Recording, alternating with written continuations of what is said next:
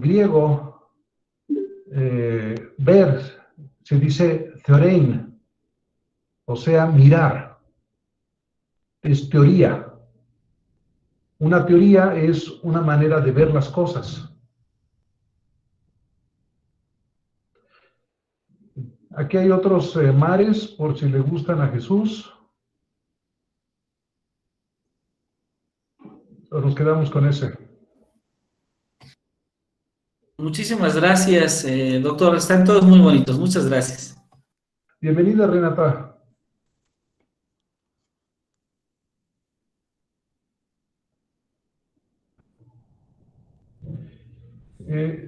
Si les parece bien, empiezo con un comercial.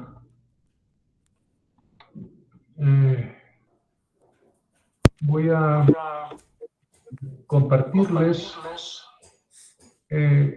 Renata, ¿será mejor que apagues tu micrófono porque está haciendo eco? Ay, perdón, doctor. No te preocupes. A ver.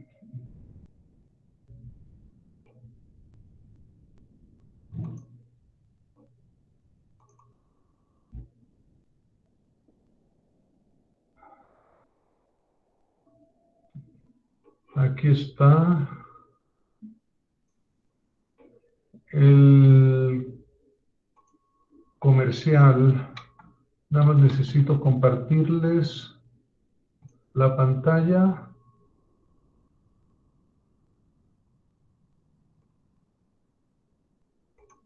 Díganme si se puede ver.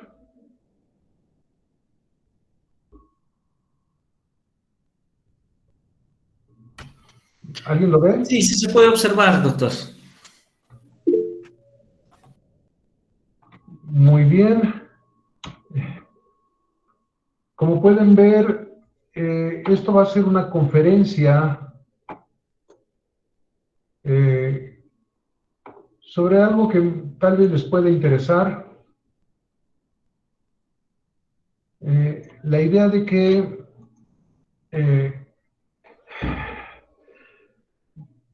hasta donde alcanzo a ver, el derecho es un intento de convivir mejor. No solamente vivir, sino vivir con otros. Lo cual estaría muy bien si los otros se dieran cuenta que nosotros siempre tenemos la razón y nos obedecieran. Pero a veces no tienen el suficiente coleto para darse cuenta de que deberían escucharnos y hacernos caso, y entonces no nos queda más que convencerlos, tratar de arguir con ellos, de argumentarles. No sé si les ha tocado a ustedes que alguien en su familia, en su trabajo, en su escuela, es refractario a aceptar sus razones. Y aparecen desacuerdos para tomar decisiones colectivas, especialmente decisiones jurídicas. Como ustedes saben, prácticamente no hay ley que alguien no considere ilegítima, inválida, inmoral. Entonces, un gran problema para la teoría del derecho es la resolución de conflictos cuando se van a tomar decisiones jurídicas. No sé si les ha tocado a ustedes hacer algún alegato frente a la Suprema Corte. La Suprema es una institución muy especial en todos los países. Y en esta plática se va a hablar de 3 problemas fundamentales. Cuando hay una homogenización, todos piensan igual. No sé si les ha tocado, como en un culto. Y nadie puede divergir, nadie puede tener una opinión alternativa. No sé si les ha tocado estar en un medio ambiente donde hay una presión social muy fuerte para que todos piensen igual. Pueden ser un grupo de adolescentes que no aceptan que alguien piense como adultos, puede ser un grupo de adultos donde no aceptan que alguien piense como adolescente, puede ser una religión, un grupo de ajedrez, un club de montañismo, puede ser cualquier grupo donde hay un dogma, hay una opinión correcta y toda la gente debe compartirla. Otro problema es la polarización, cuando se les fractura su comunidad y están en extremos apartes. La gente que es completamente de izquierda o completamente de derecha. ¿Sí se acuerdan de dónde viene esta expresión? De la gente que se sentaba en la Asamblea Nacional frente al rey, a la derecha del rey o a la izquierda del rey. Y al final terminaron matándose unos a los otros, literalmente. En Estados Unidos están muy polarizados los demócratas y los republicanos, y cuando discuten en el Senado terminan casi siempre igual que como empezaron, 50 votando a favor y 50 en contra. No importa cuál es el tema, lo que importa es cuál es su partido. Entonces, hay procesos de elección popular que favorecen la polarización. En México hay gente que se va hasta un extremo y no quiere ninguna negociación, ninguna discusión, ninguna deliberación con otra gente. Wallenberg decía que en México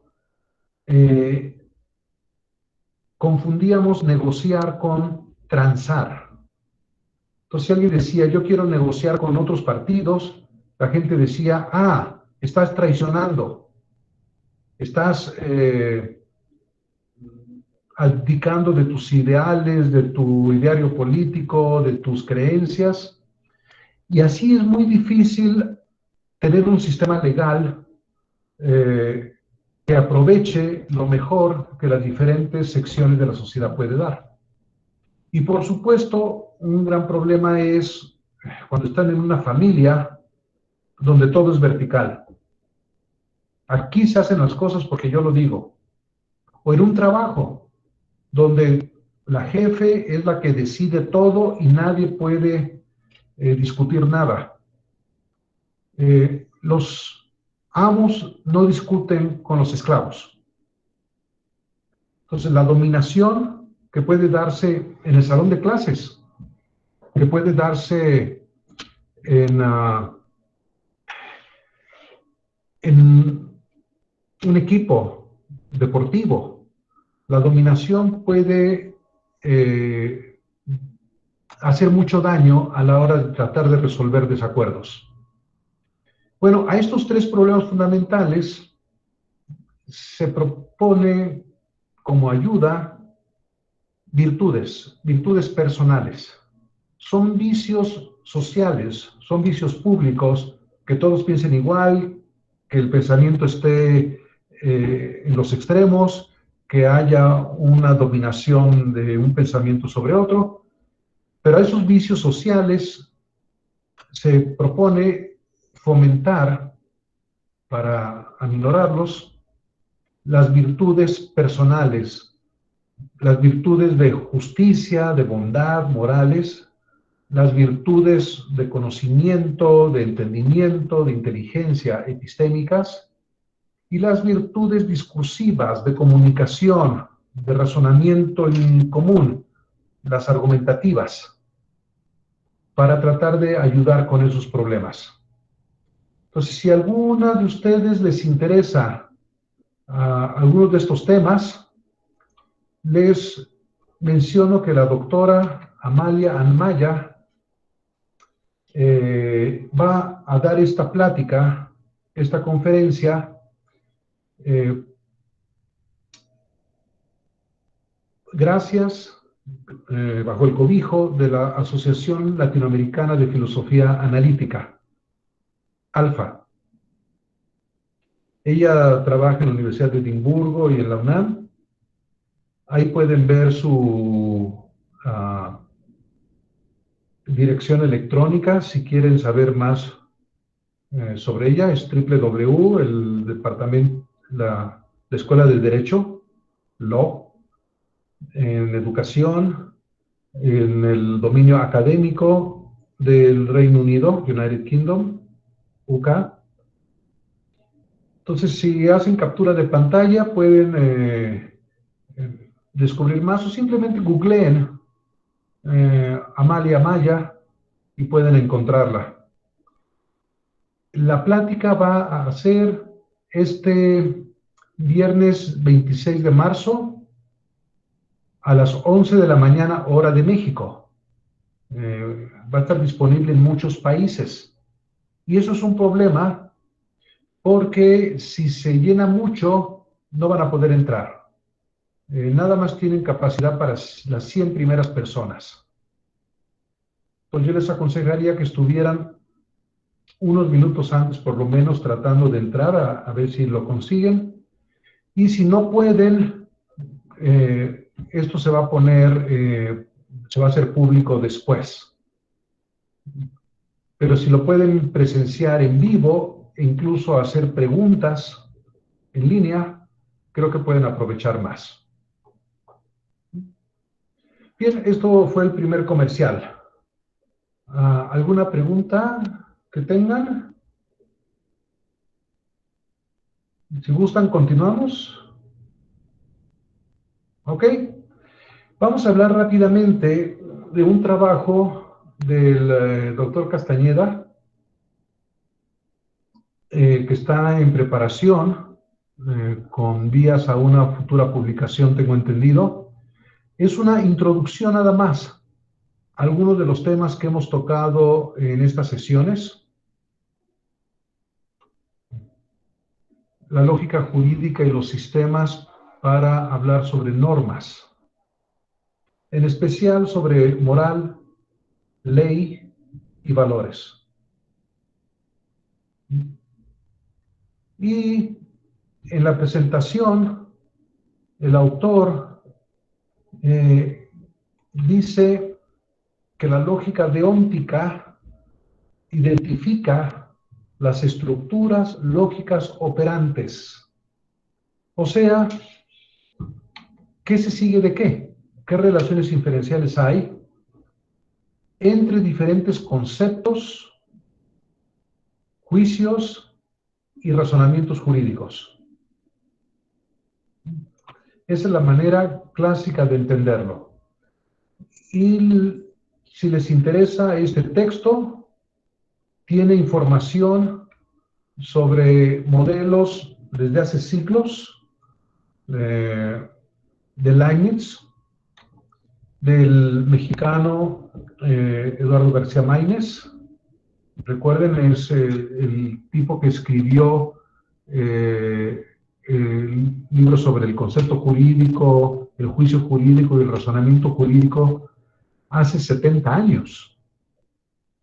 Von Reich, el gran padre de las lógicas deónticas, y muchos otros autores que menciona, y algunos de los cuales presenta, de hecho, en este trabajo. En especial, analiza las lógicas de las proposiciones normativas,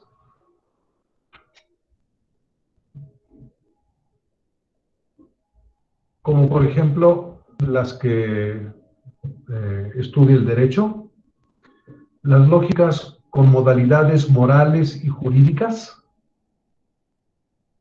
¿Quién me puede decir una modalidad moral?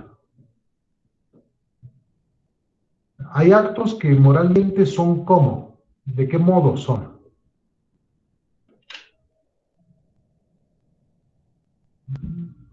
Hola, Alejandro. Hola, buenas tardes, maestro. Disculpe la interrupción. Vamos llegando de trabajar y hay un poquito de falla en nuestro internet. Mencionaba que un ejemplo de la lógica moral No, Por no, no, ejemplo, podemos decir que no, Alejandro, lo que pido es un modo de calificar un acto moral o un hecho moral, una persona moral. ¿Cómo puedes calificarlos? como bueno o malo. Esa es una modalidad. Bueno. Otra, alguna otra persona. Lo correcto y lo incorrecto podría ser. Correcto o incorrecto. Moralmente incorrecto. Moralmente correcto. Otra.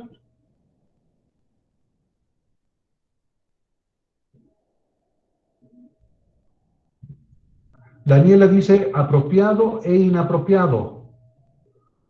Moralmente apropiado. No estoy muy seguro. ¿Apropiado para qué?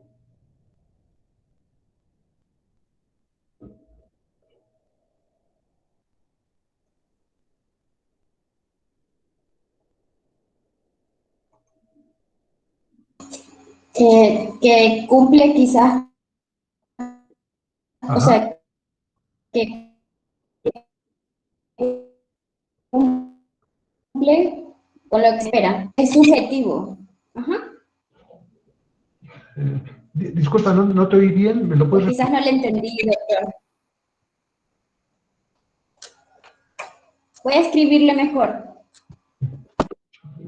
Muy bien. Mientras Renata nos va a dar... ¿O quién faltaba? Miriam. Otro ejemplo de una modalidad moral.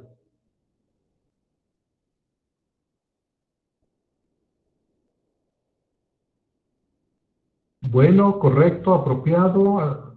¿Alguna otra?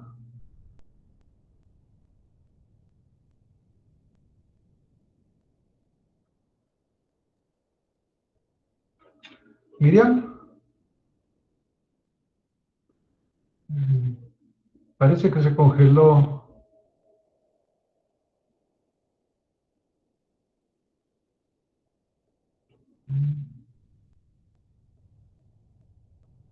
No, no estoy recibiendo nada de Miriam. Bueno, mientras pasemos a las otras. Las modalidades jurídicas. Ahorita leemos lo que ponga Daniela. Eh, Modalidades jurídicas. ¿Qué podemos decir sobre algo? Podemos decir que una persona jurídicamente tiene una personalidad Ajá. con buena reputación o mala reputación. Muy bien. Buena o mala reputación. Pero recuerden, estuvimos viendo las 12 sesiones pasadas ciertos operadores jurídicos, de que ciertas acciones o estados de cosas eran O eran P. ¿Se acuerdan? ¿Qué significaba eso?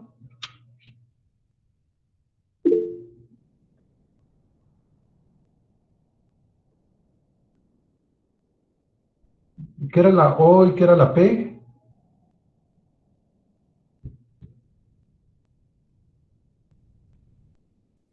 Obligación y permisión. Exactamente. Obligación y permisión. Jurídicamente permitido, jurídicamente obligatorio, por ejemplo. Muy bien. Nos pone en el chat, Daniela, moralmente apropiado, como que cumple con un modo específico, pero puede ser un modo subjetivo.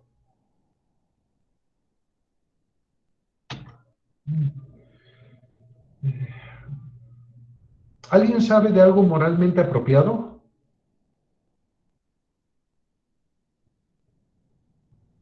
¿Me pueden dar un ejemplo?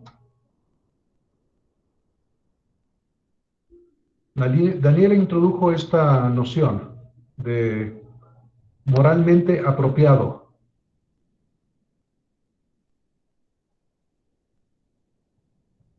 Por ejemplo, ¿qué sería moralmente apropiado que López Obrador hiciera?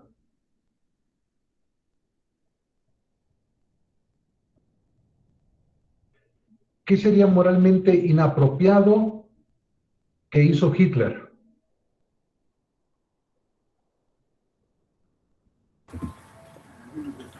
Matar judíos. Asesinar a muchas personas. Ok, se puede considerar moralmente inapropiado. ¿Renata? Solo le decía que lo que hizo mal Hitler o inapropiado fue matar judíos. Por ejemplo, y también gitanos, y homosexuales, y comunistas, y mucha otra gente. Muy bien. Entonces, todo eso, Pero eso, ay, perdón, doctor. ¿sí? Eso supuestamente es algo inapropiado para nosotros, pero es algo apropiado a sus ideales. O sea que lo que es apropiado para cierta moral puede ser inapropiado para otra moral. Muy bien. Por ejemplo, comer carne humana. ¿Es eso apropiado para la moral católica?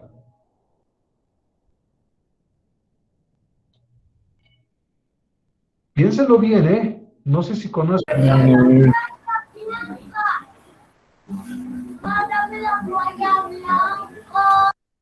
Alejandro, ¿quieres decir algo?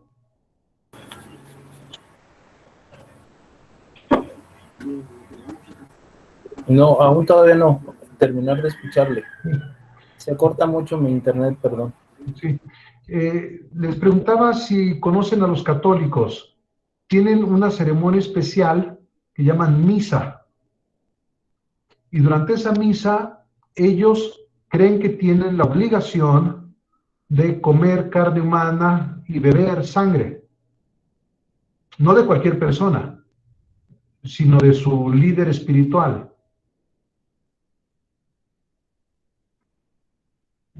Sí lo saben, ¿no? Sí, así lo manifiestan, más en cambio es un ritual y propiamente no es comer en forma orgánica lo que usted está mencionando, sino es parte de un ritual y asemeja a que fuese carne y cuerpo y sangre. No, los católicos, esto es Y un... dentro del catolicismo lo aceptan como tal. No, en el catolicismo hay un dogma, que es el dogma de la transubstanciación, según el cual durante la misa ocurre un hecho milagroso. La hostia de harina se convierte en carne humana y el vino de uva se convierte en sangre. Y no es alegóricamente o metafóricamente, es literalmente. Es un dogma católico. Un católico que no crea que está comiendo carne humana y bebiendo sangre humana estaría siendo hereje, porque es un dogma católico que en ese momento ocurre el milagro y se transforma en esas sustancias. Pero para otra persona, en otra religión, en otra cultura, eso a lo mejor sería inapropiado. Les parecería inmoral estar comiendo carne humana o bebiendo sangre humana. Entonces llegaría a la iglesia y diría, ah, me asustaron, pensé que era de a de veras. Los católicos les dirían, sí, sí es de a de veras. Pero esa persona diría, no, ustedes están alucinando. Yo veo claramente que eso es nada más harina y vino, no es sangre y carne, así que no me parece moralmente inapropiado que se coman harina y beban vino. Me parecería inapropiado si fuera verdaderamente eso. Noten que hay algunas religiones donde ni siquiera beber vino es apropiado. Por ejemplo, ¿qué religión prohíbe todo alcohol?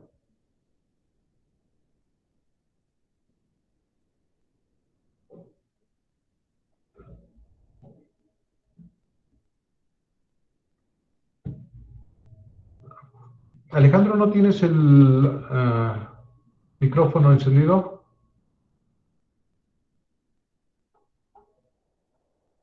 A ver si alguien sabe sobre religión comparada.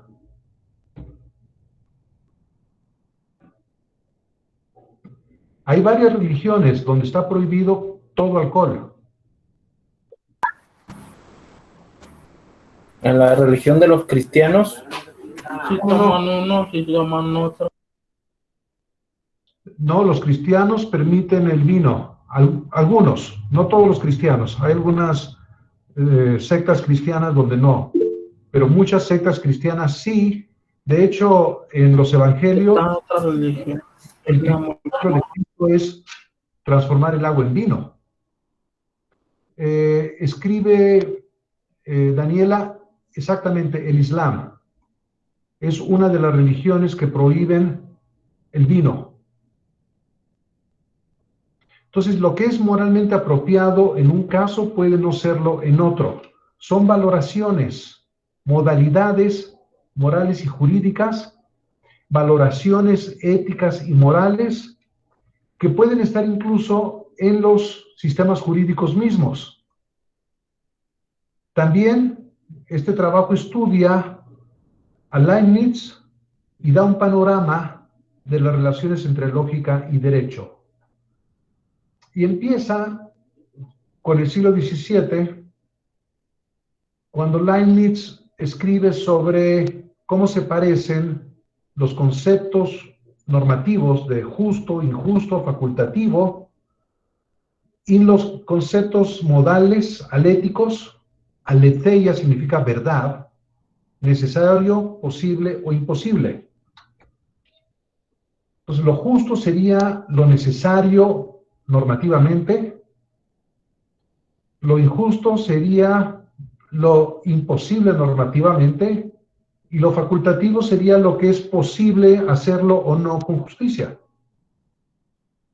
Y el derecho quedaría como un sistema de normas constituido por conceptos, juicios y razonamientos jurídicos.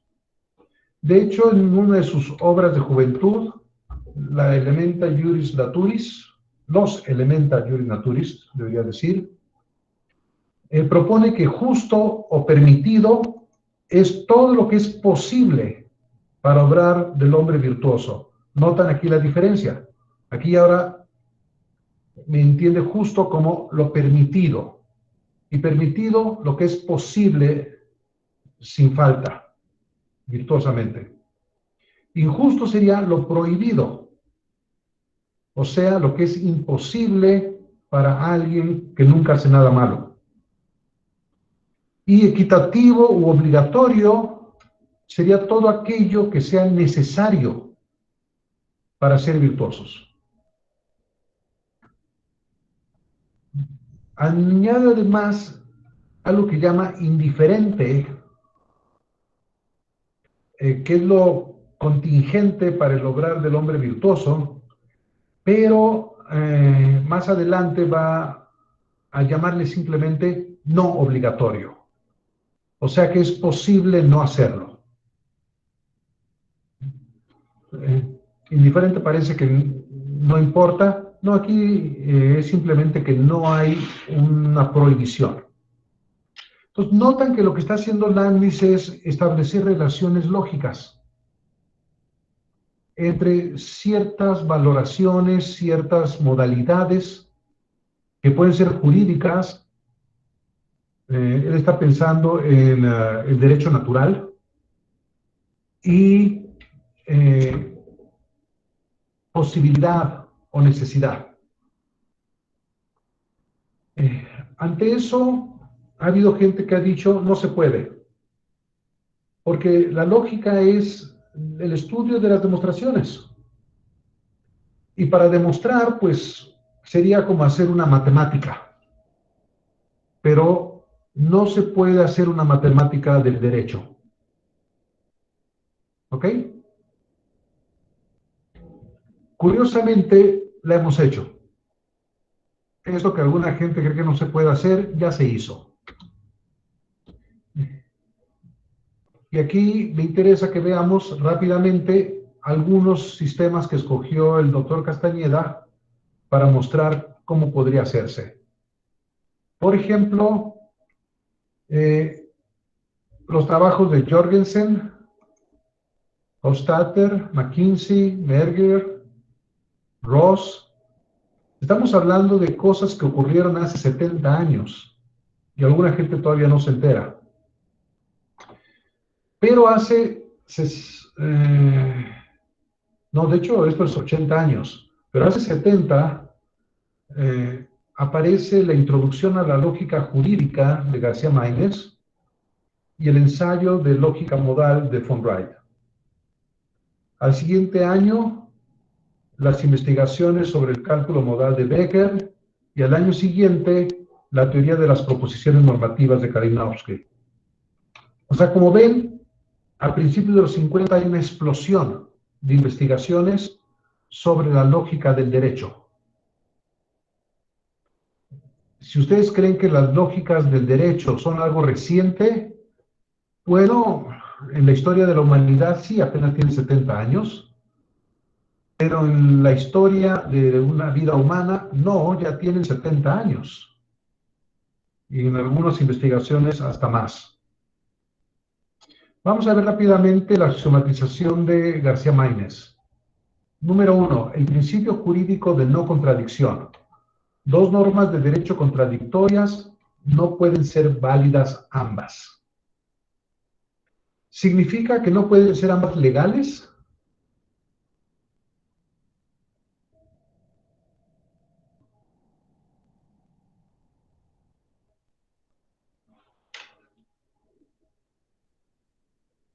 Si se contradicen, ¿está diciendo García Máinez que no pueden ser ambas legales?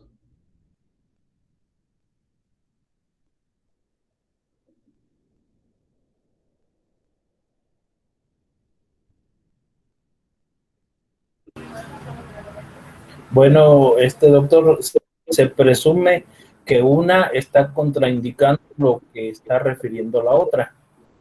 Por lo tanto, no serían igualmente parecidas. Sí, pero la pregunta era, ¿pueden ser ambas legales? Y la respuesta nos la da Daniela, pueden ser legales, pueden estar en la ley. ¿Sí? Desgraciadamente, como decía el personaje de Dickens, a veces la ley es un asno. A veces la ley se equivoca. A veces incluso la ley se contradice a sí misma. Lo que está diciendo García Máinez es que, aunque fueran legales, no serían válidas. Tendrían un defecto importante. Segundo principio, el principio jurídico del tercero excluso. Cuando dos normas de derecho se contradicen, o sea, una dice que sí, la otra dice que no, alguna de ellas latina. Porque o sí o no. Principio jurídico de razón suficiente. Para que fuera válida una norma jurídica, tendría que estar fundamentada.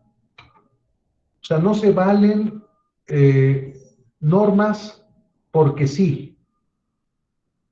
Nada más porque Dios es grande y les dio boca y se les ocurrió. Tienen que estar fundadas, basadas en algo. Cuarto principio, identidad. La norma que permite lo que no está jurídicamente prohibido o que prohíbe lo que no está jurídicamente permitido, pues está bien. ¿Sí lo ven? Está permitiendo lo que no está prohibido. Pero eso ya lo vimos nosotros en la sesión pasada. Si algo no está prohibido, significa que no hay la prohibición, que no hay la obligación de no, y la negación de la obligación de no hacer algo, lo definimos como la permisión simplemente. ¿Qué significa que está permitido? Que no hay obligación de evitarlo. Entonces, si una norma dice eso, pues está bien la norma. o si prohíbe lo que no está permitido. Porque no permitido sería lo mismo que no, la negación de la obligación de no hacerlo, doble negación al principio se van, queda nada más obligación de no hacerlo, prohibido. Entonces, son lo mismo, y ustedes pueden demostrarlo con los métodos que vimos en las sesiones pasadas. Y propone von Wright, recuerdan, esto era García Maínez en el 51, el mismo año von Wright propone un cálculo. Todas las tautologías, todas las verdades de primer semestre de lógica, que se aprenden cuando se estudia lógica proposicional. Primer axioma. Si está permitido o P o Q, alguna de esas alternativas, es lo mismo, decir que está permitida esas alternativas es lo mismo que decir que se permite una o se permite la otra. Es lo mismo. Axioma 2. O se permite algo o se permite no hacerlo.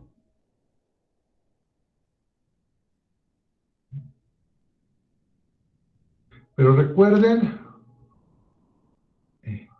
el segundo disyunto es simplemente otra manera de decir no es obligatorio. Y por pura lógica proposicional, de esa que se puede aprender fácilmente en un primer curso de lógica, el axioma 2 se transforma en si algo es obligatorio, está permitido. ¿Les suena conocido? Es nuestro axioma 2. Entonces, el axioma 2 de von Wright es simplemente nuestro axioma 2 dicho de otra manera.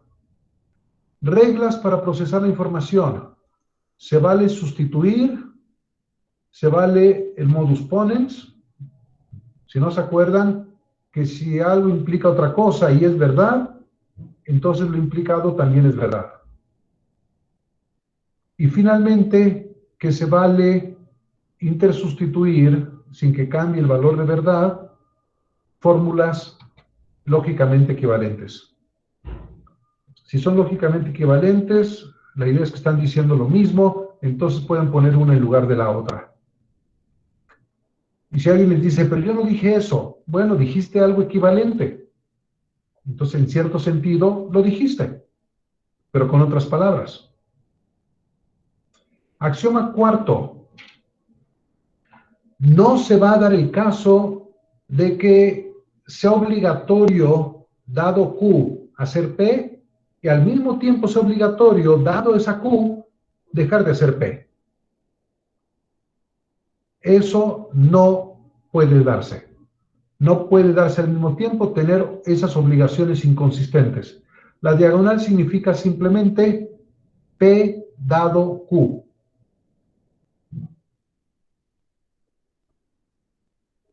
Entonces, supongan que ocurre Q. Si alguien llega y les dice, bueno, como ocurrió Q, tienes que hacer P, y como ocurrió Q, también tienes que hacer la negación de P. Pero ustedes no pueden hacer ambas cosas, tanto P como la negación de P. No pueden al mismo tiempo hacer P y dejar de hacer P. Por lo tanto, este axioma 4 dice, no se dan estas obligaciones simultáneas. Renata, ¿tienes un comentario? Más bien una pregunta, ¿qué significan los corchetes? El corchete es nada más un paréntesis para distinguirlo de los otros paréntesis. A veces pongo corchetes o pongo llaves o pongo incluso paréntesis angulares, nada más para que no se confundan, pero todos son paréntesis. No confundan los paréntesis angulares con el más que o menos que o mayor que o menor que se usa en matemáticas. porque nos lo vamos a encontrar después cuando comparemos valores y decimos que algo es más o menos valioso que otra cosa, pero eso ya no son paréntesis. Axioma 5. Si es obligatorio que dado R, ustedes hagan P y Q, es lo mismo que decir, es obligatorio que cuando ocurra R, hagan P, y también es obligatorio que cuando ocurra R, hagan Q. Decir que es obligatoria esa conjunción dado R, es lo mismo que decir que es obligatorio cada una de esas cosas dado R. Axioma 6. Si es obligatorio P cuando ocurre Q o R, significa que es obligatorio P cuando ocurre Q y también es obligatorio P cuando ocurre R. Tú tienes esta obligación P, pase Q o pase R. Lo que estoy diciendo no es ni más ni menos que cuando ocurre Q tienes la obligación de P y cuando ocurre R también, porque son las dos alternativas que te creaban esa obligación condicional. Otro sistema que les presenta el doctor Castañeda en ese trabajo es el de Puga, Da Costa y Bernengo, del 86. Ya fueron, ¿cuántos? 35 años.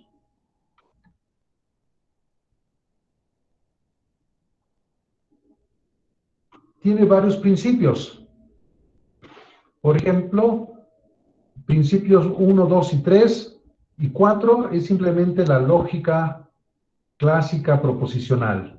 No hay nada de operadores jurídicos, deónticos, morales, valorativos ahí.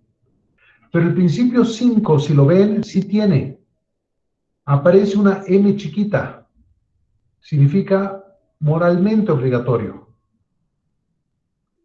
Entonces, si es moralmente obligatorio que si ocurre P, entonces ocurra Q, implica que si es moralmente obligatorio P, es moralmente obligatorio Q. El principio 6 es que si es moralmente obligatorio P, entonces moralmente se permite P. De nuevo es nuestro axioma 2, pero aquí hablando sobre obligaciones morales. Principio 7. Cuando algo es una verdad lógica, alfa, es obligatoria moralmente. Lo inevitable, hay que hacerlo. Cuando no hay ninguna otra opción, eso es bueno, lo inevitable. El principio 8, notarán que ya aparece una J aquí, en lugar de la M. Significa obligatoriedad jurídica. Y como ven, el principio 8 es como el principio 5, y el principio 9 es como el principio 6, y el principio 10 es como el principio 7, pero para la modalidad jurídica. Donde se pone más divertido es en el principio 11. ¿Alguien puede leerlo?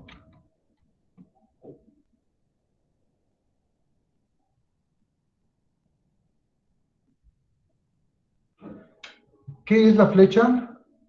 ¿Cómo se lee la flecha?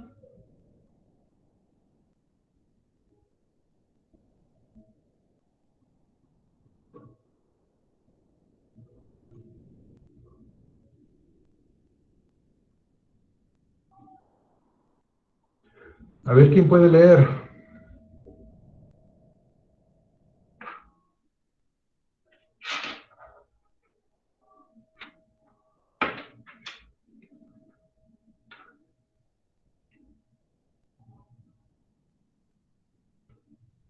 ¿Alguien quiere adivinar? ¿Una conjetura? ¿Qué significará esa flecha? En el principio 11,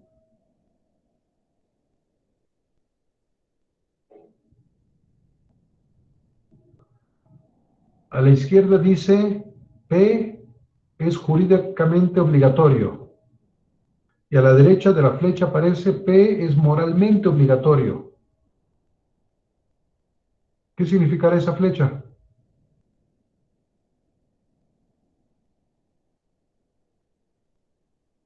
¿Alejandro?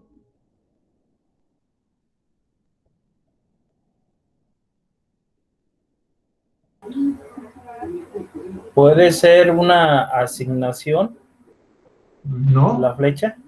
no. Es un condicional.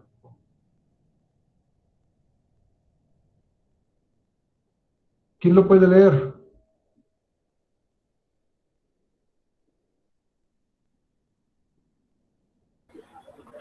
Dice entonces que la obligación jurídica de P está condicionada a la obligación moral de P. En el sentido de que la obligación jurídica es suficiente para la moral.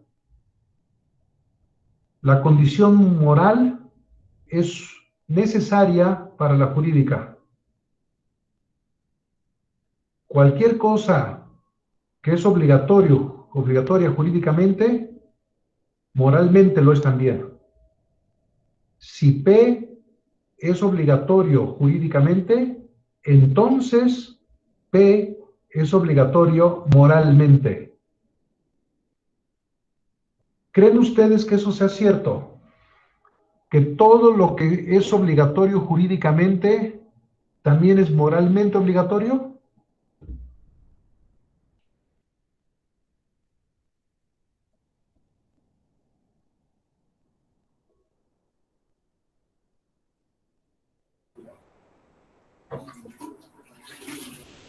Pues pudiera mencionar que sí, aunque lo moralmente no es castigado jurídicamente, pero sí puede ser sancionado por la moral de las personas.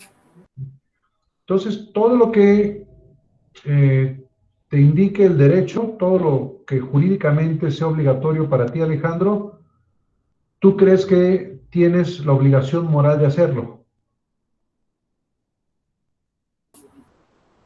Es correcto. ¿Estás de acuerdo, Renata?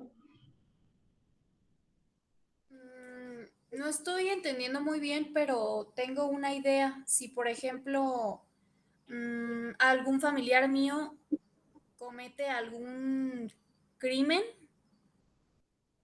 yo moralmente no sabría si denunciarlo, pero jurídicamente, pues tengo la obligación de hacerlo. El principio 11 dice que sería lo moralmente correcto, lo moralmente apropiado. Porque jurídicamente tienes la obligación, entonces moralmente tienes la obligación. ¿Te lo crees? Por ejemplo, si jurídicamente debes mandar a tu hijo a la guerra, entonces lo moral es que lo mandes a la guerra. Si jurídicamente hay que lapidar a una adúltera, entonces lo moral, el deber moral es hacerlo, porque la ley lo dice. No sé si han leído la ley mosaica, el Pentateuco, los libros de la Biblia, el Levítico, el Deuteronomio. Sí conocen los primeros libros de la Biblia, donde dice, por ejemplo, que si un niño desobedece a sus padres hay que matarlo.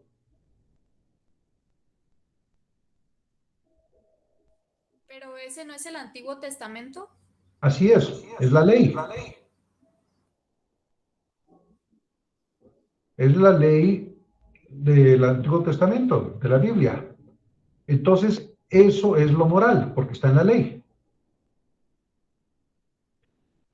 Si hay una ley que dice que una mujer no tiene derecho al aborto sin el permiso del esposo.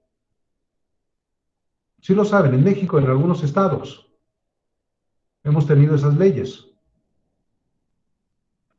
Pues si está en la ley, lo moral es obedecerlo.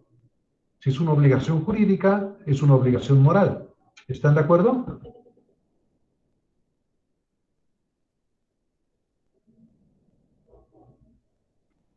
Renata dice que no, Daniela dice que no, Miriam y Alejandro, ¿van ustedes a defender el régimen jurídico?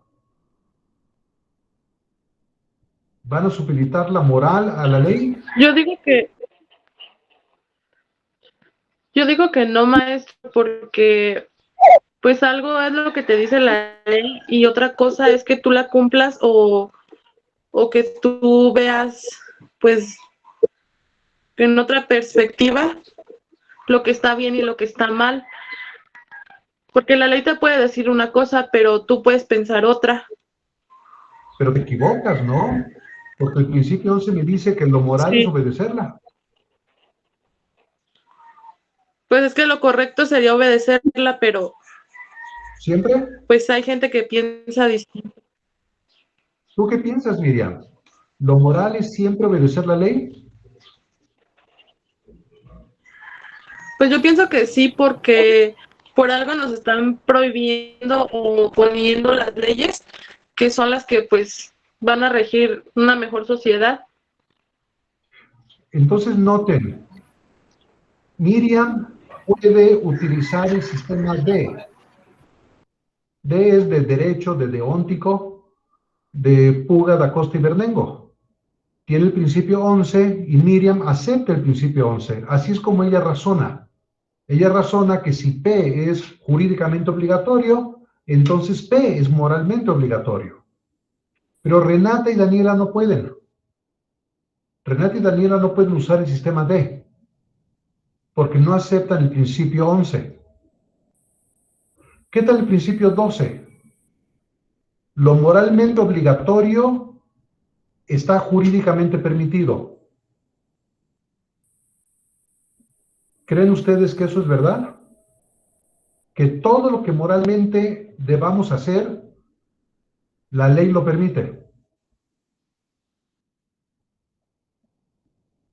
Por ejemplo, en Estados Unidos, si alguien dice, yo no quiero ir a la guerra porque va contra mi moral religiosa, yo pertenezco a los bautistas, ellos están en contra de la guerra, o pertenezco a los cuáqueros, es mi religión, y entonces le dan una excepción religiosa.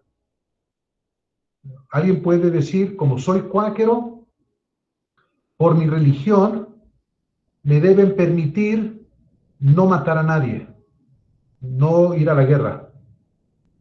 Entonces, la idea es que si moralmente es obligatorio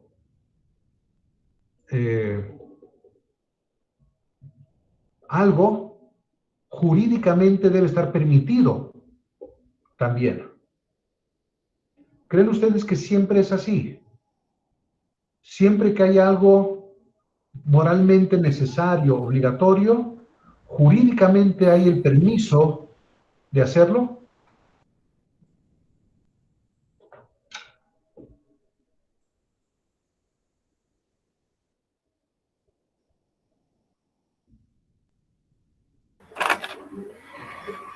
Es que yo considero que lo moralmente puede ser permisible y no a la vez, no así jurídicamente, porque ya es algo preestablecido y está dictado ya propiamente en la ley.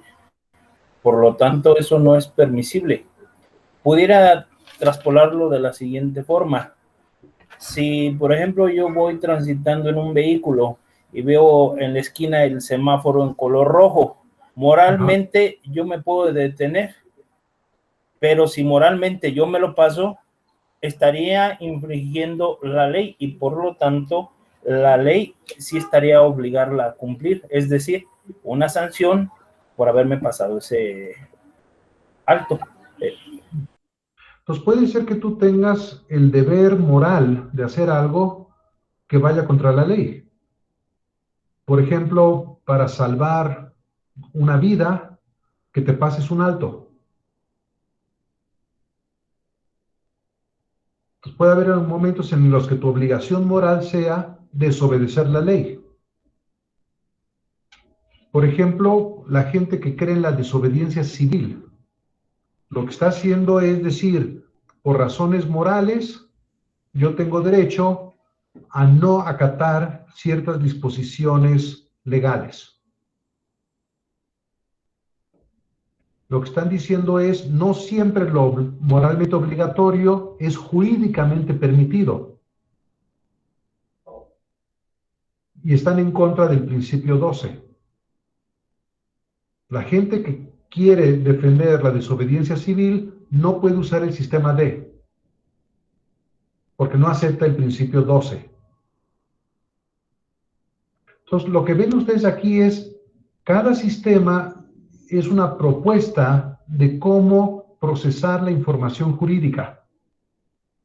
Y ustedes tienen que primero revisar los postulados, principios, presuposiciones, axiomas, para ver si están de acuerdo en usar ese sistema. Si los axiomas son aceptables para ustedes y las reglas del sistema les parecen adecuadas, entonces pueden usar el sistema. Pero ustedes no están de acuerdo en los axiomas, es probable que no estén de acuerdo en las consecuencias que salen de esos axiomas y no pueden usar el sistema por lo tanto. Vamos a complicar el sistema. Aquí, en estos momentos, ya tenemos algunos teoremas. Por ejemplo, si algo está moralmente permitido, entonces también lo está jurídicamente. Y ustedes dirían, no, espérate, a lo mejor tu moral te lo permite, tu moral te permite tener varias esposas, pero jurídicamente no se permite. La prohibición jurídica implica la prohibición moral. No, espérate, tú me puedes prohibir algo legalmente que sin embargo moralmente no me está prohibido. No veo ninguna razón moral para llevar uniforme, aunque las reglas de la escuela me digan que lleve uniforme. Puede haber que esté prohibido ir con pantalones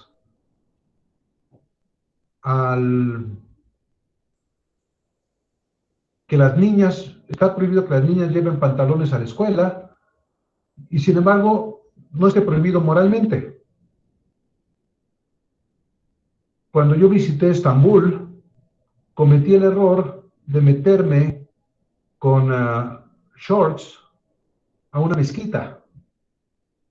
Ustedes no pueden meterse con pantalones cortos o con zapatos a una mezquita. Ahora, si me preguntan a mí, ¿esa prohibición jurídica de la ley implica una prohibición moral? Yo diría no. Va en contra de las reglas, pero por razones religiosas, no por razones morales.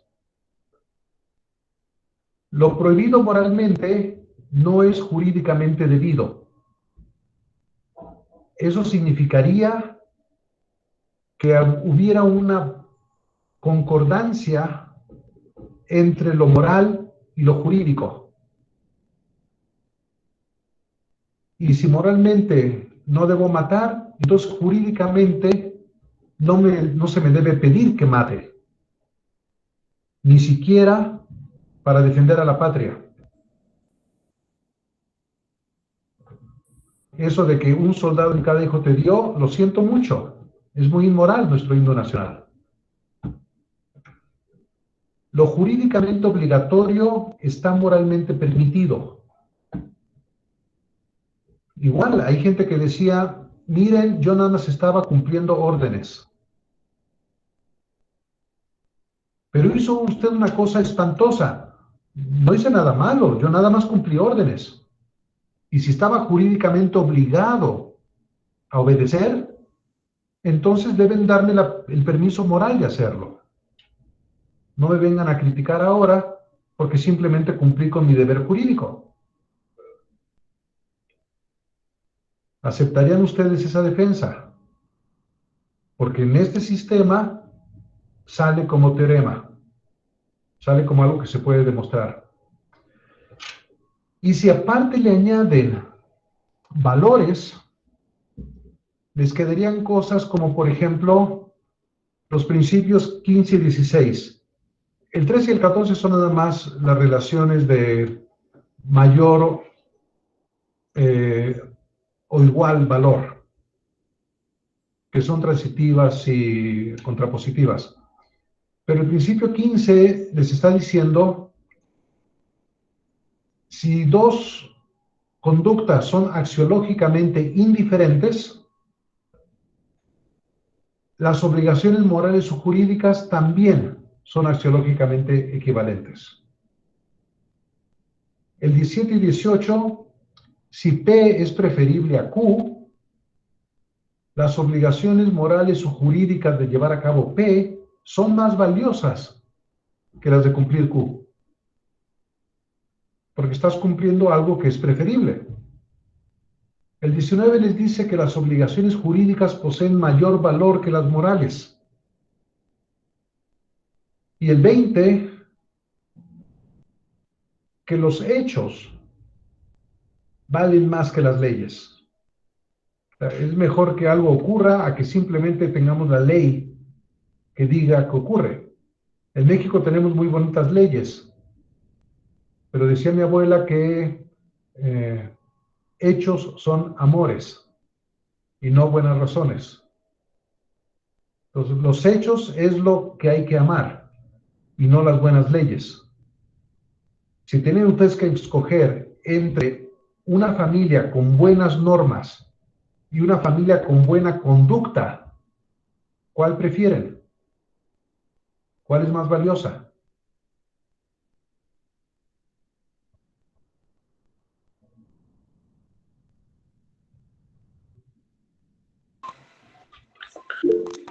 Con buena conducta.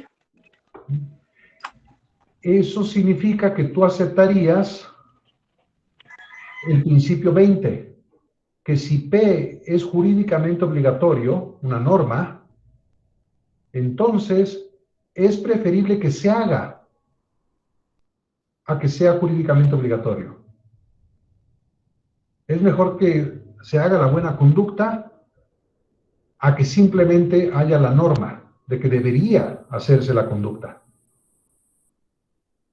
Entonces, las cosas que deberían hacerse es mejor que se hagan a que simplemente se normen.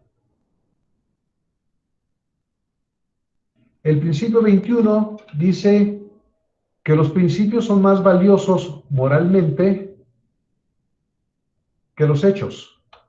Son preferibles. Entonces, si algo es una obligación moral, ojo, no jurídica, en ese caso es al revés. Es más valioso tener buena moral que tener buena conducta. Y piénsenlo así. Supongan que dos personas les traen regalos. Una de ellas quiere envenenarlos porque cree que son alérgicos a la miel. Pero no son alérgicos, así que la miel se la comen y se nutren. Otra persona les trae chocolate, creyendo que les gusta el chocolate y les va a hacer bien. Sin saberlo, ustedes son alérgicos al chocolate y cuando se lo comen se mueren. ¿Cuál de esas dos personas fue más valiosa? ¿La persona que los lastimó sin querer o la persona que los benefició sin querer, tratando de dañarlos?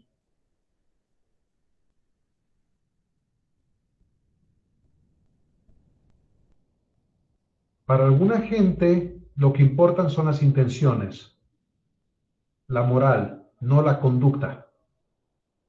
Ustedes pueden tener buena moral y desafortunadamente, por razones que están más allá de su control, lastimar a otros sin querer.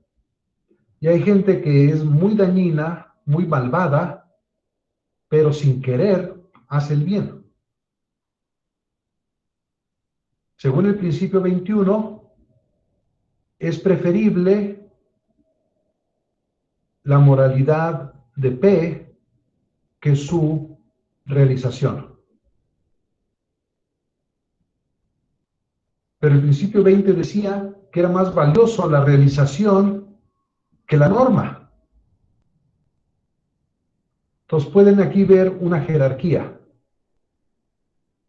En este sistema, lo moral es más importante que la realidad y la realidad es más importante que el derecho. Si ustedes viven en México, todos los días es un drama entre nuestra realidad, lo que hacemos, lo que debiéramos hacer y lo que la ley nos ordena que hagamos. Y son tres cosas a veces muy distintas: lo legal, lo moral y lo real. Para ustedes, como mexicanos o venezolanos, ¿qué es lo más importante y qué es lo menos importante? En este sistema de Puga, Da Costa y Bernengo, lo más importante es lo moral y lo menos importante es lo normativo. Finalmente, el principio 22 de la equivalencia material entre dos estados, inferimos su indiferencia axiológica recíproca. Y la idea es que si son equivalentes, una vale tanto como la otra. No hay diferencia. Finalmente, termina este trabajo el doctor Castañeda hablando de cómo usar estas herramientas para enfrentarse a las relaciones entre moral, leyes y valores. Muy bien, terminamos nosotros regresando a las diapositivas que ustedes ya tuvieron medio mes para revisar.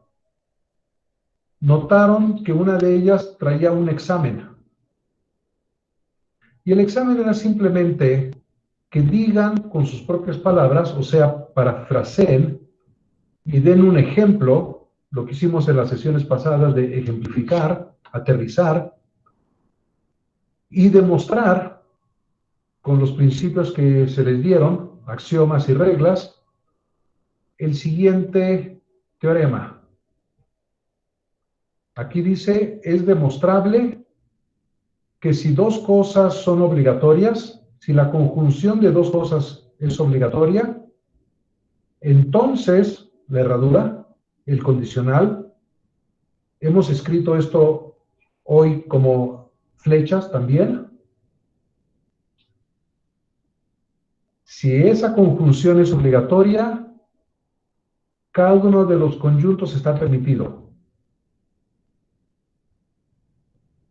Si es obligatorio A y B, se permite A y se permite B. 4.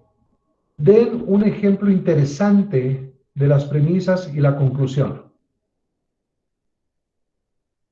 Básicamente es el número 2. Y demuestre en nuestro sistema que este argumento es válido. Entonces, ¿cuáles son las premisas de las que tienen que dar un argumento interesante? Que obligatoriamente, si P, entonces Q. Y además P es obligatorio. Se sigue, se puede demostrar, de ahí se puede inferir, se puede derivar que Q está permitido. ¿Fui demasiado rápido? ¿O se entiende el examen? Ya lo habían visto ustedes en las láminas. Pero básicamente se les está pidiendo que expliquen, ejemplifiquen y demuestren un teorema y den un ejemplo y prueba de una derivación, de una inferencia, de un argumento. Si pueden hacer esas dos cosas, yo creo que se puede decir que tienen un manejo inicial fundamental de lógica deóntica. No nada más lo entienden y lo pueden aplicar, sino que además pueden probarlo. Son capaces de demostrar lo que están sosteniendo mediante lógica.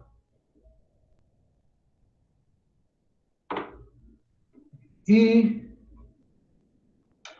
terminamos con decir en buen español, lo más elegantemente posible, estas 18 fórmulas.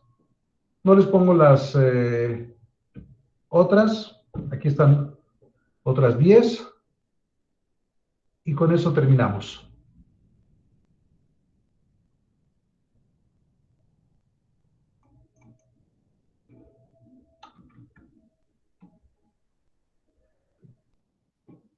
Pues muchísimas gracias, doctor Raimundo. Siempre es un gran placer escucharlo. Creo que estas 3 sesiones han sido, diría alguien, bastante densas, pero sumamente interesantes. Muchísimas gracias.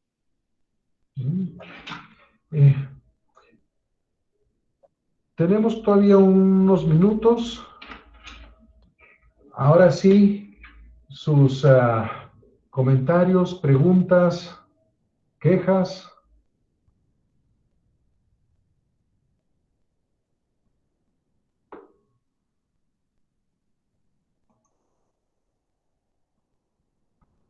No sé si se les antoje hacer el ejercicio, poner en español alguna de las fórmulas, o sea, traducirlo a su idiolecto.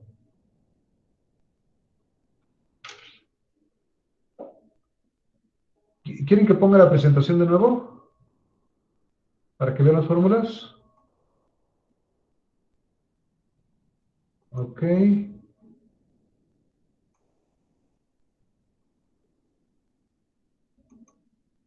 ¿Los pueden ver?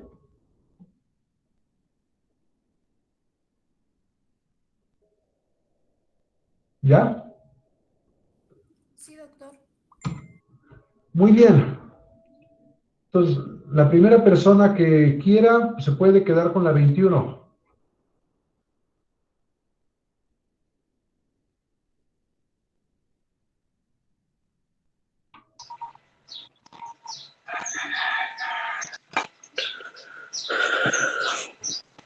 Yo, doctor, le digo qué Podemos significa. mencionar que Perdón, Miriam. Miriam, Sí, dime. sí, bueno, pues por las abreviaturas y lo que vimos, la 21 es la obligación de permitir algo. No, la P es la acción, no es P mayúscula. ¿Es que, perdón? La P que aparece en 21 es minúscula. Ajá, Es nada más una acción. acción. Ok. Entonces, ¿cómo leerías 21?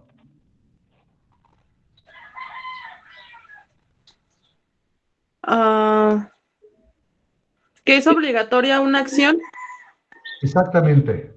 Es obligatoria la acción P. Por ejemplo, es obligatorio pagar impuestos. Pues, P es una acción, como pagar impuestos. 21 lo único que dice es obligatorio P. Eso es todo. ¿Alguien puede leer 22?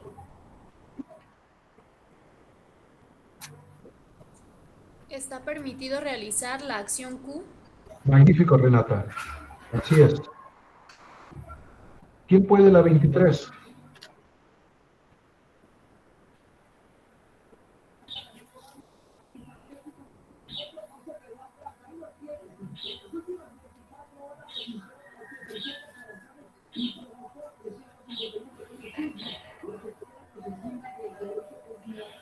¿Está está permitido no realizar la acción P. Perfecto, eso es muy en español. Está leído perfectamente. ¿Ok? En un momento les voy a preguntar a Alejandro y a Daniela cuál fórmula quieren leer.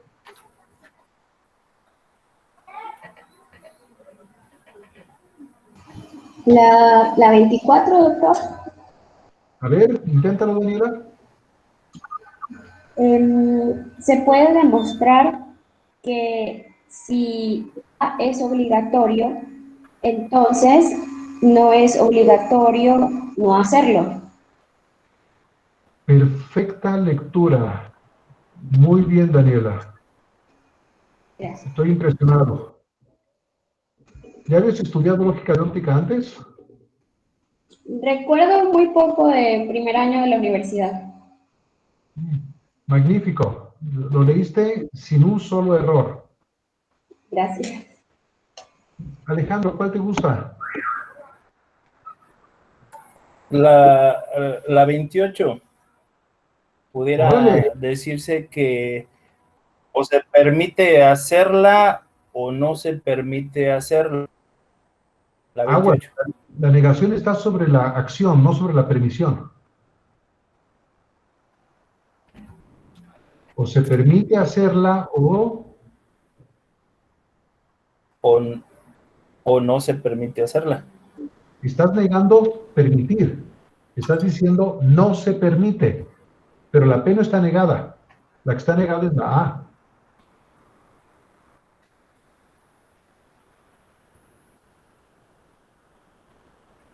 Se permite la acción o Doctor, pero no es una... O de no hacerla. Es una conjunción, entonces sería ahí. la 28 es una disyunción.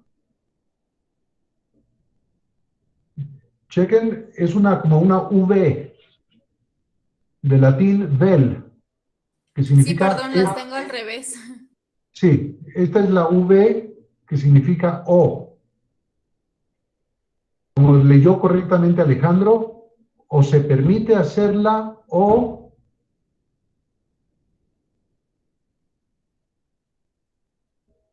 la P no está negada, así que tiene que decir se permite. Y ahora lo que está negado es la acción.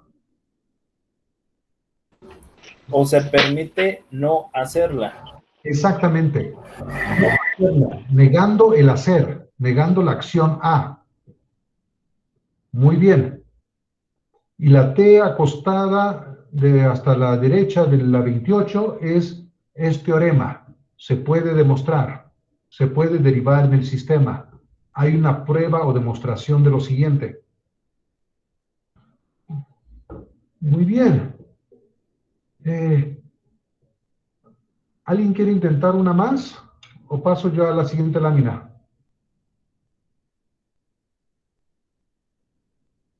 A ver, Yo, doctor, la 25. la 25. Inténtalo. Ajá. Bueno, nos dice que es obligatoria una acción y entonces está permitido hacerla. Muy bien. Pero en buen español, el sí vendría al principio, ¿no? Si es obligatoria, Si es obligatoria una acción, entonces se permite hacerla. perfecto. Así es, efectivamente. Si una acción es obligatoria, entonces está permitida. ¿Se acuerdan? Esa es nuestra idea de que quisiéramos un sistema jurídico ideal. A lo mejor no es así como funcionan las leyes en México, pero es como quisiéramos que funcionaran. Que si algo es obligatorio, nos dejaran hacerlo, estuviera permitido. ¿Sí?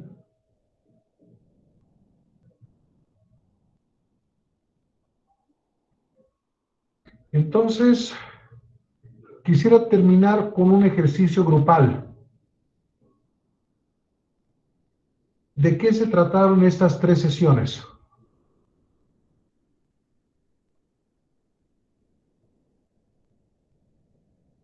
¿De qué hablamos?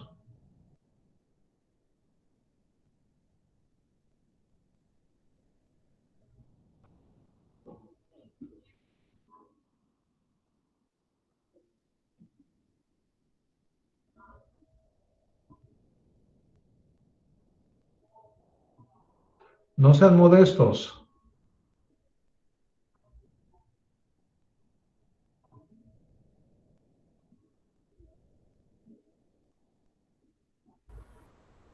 Bueno, Bueno, pues nos estuvimos, mencionó, sí, adelante. sí, bueno, nos mencionaba que, gracias, nos mencionaba que la lógica deóntica la debemos de utilizar en el razonamiento jurídico, estrictamente. O sea, Y, hablamos y pues sobre... bueno, que todos los axiomas y todos los... Ajá. Muy bien. Hablamos sobre lógica deóntica, sobre razonamiento jurídico, sobre axiomas. ¿Sobre qué más hablamos?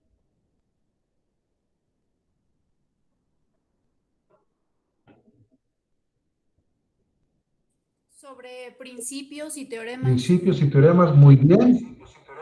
Muy bien. ¿Sobre qué más hablamos?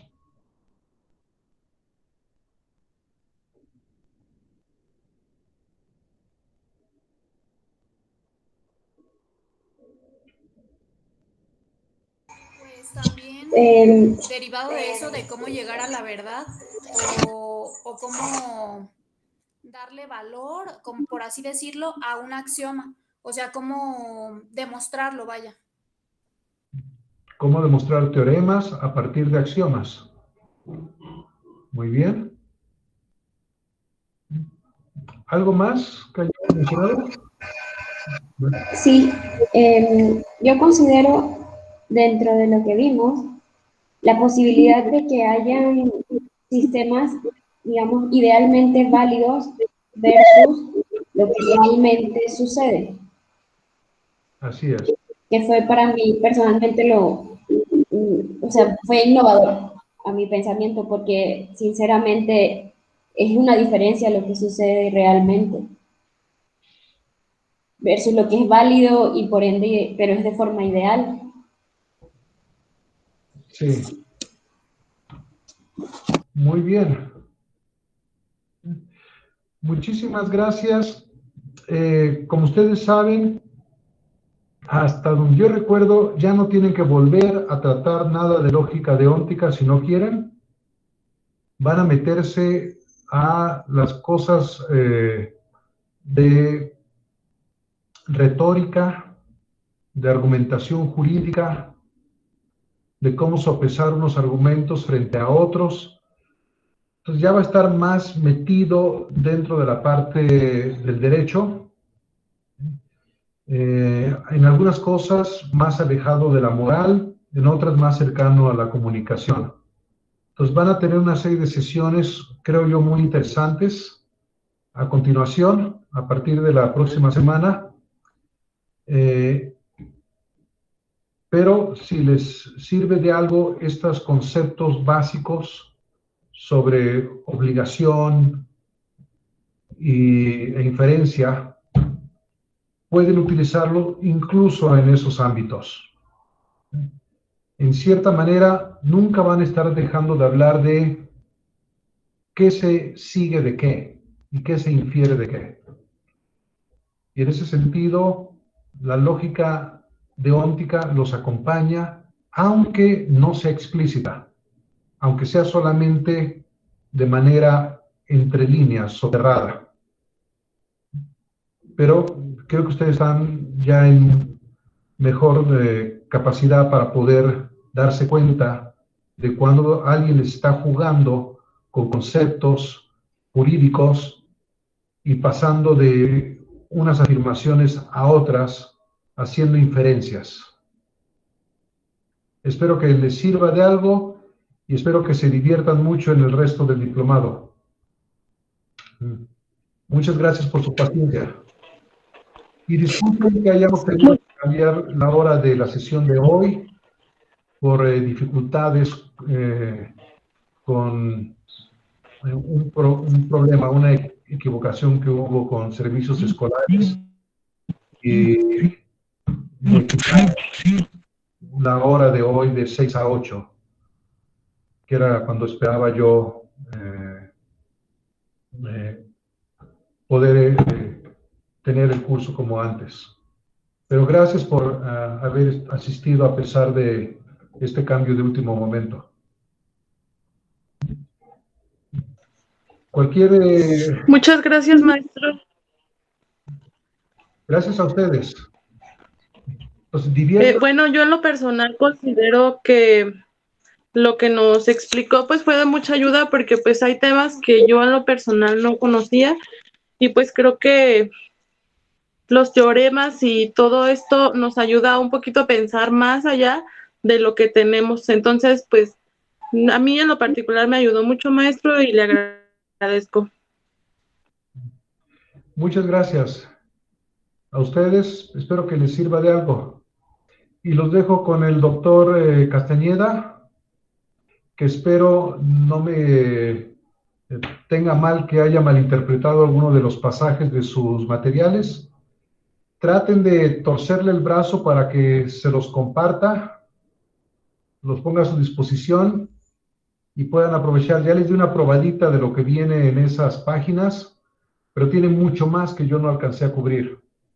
Entonces, tal vez si le insisten mucho, él acepte compartirlos con ustedes, a condición de que ustedes le hagan comentarios y sugerencias para que mejoren para su publicación. Entonces, y muchísimas gracias. Los dejo en buenas manos. Muchísimas gracias, doctor Raimundo. Que tenga una muy bonita tarde. Un placer saludarlo.